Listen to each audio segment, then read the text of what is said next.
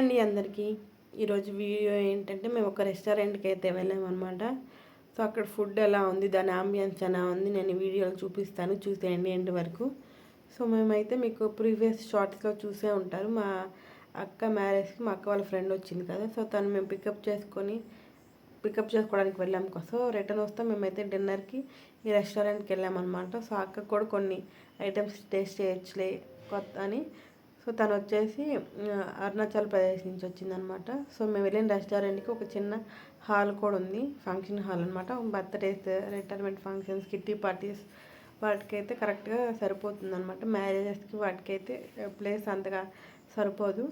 So దీని ambience అయితే నాకంటే చాలా చాలా బాగా నచ్చిందనమాట.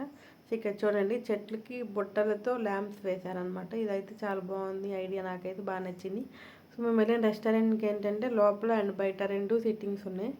సో మేమైతే లోపలికి వెళ్ళామన్నమాట. మేము 5 మెంబర్స్ వెళ్ళాము. సో ఇక్కడ చూడండి బుట్టలతో ఎలా డెకరేషన్ చేశారో. ఇంకా లోపల అంబియన్స్ అయితే నాకంటే చాలా అంటే చాలా బాగా నచ్చింది, చూసేసేయండి.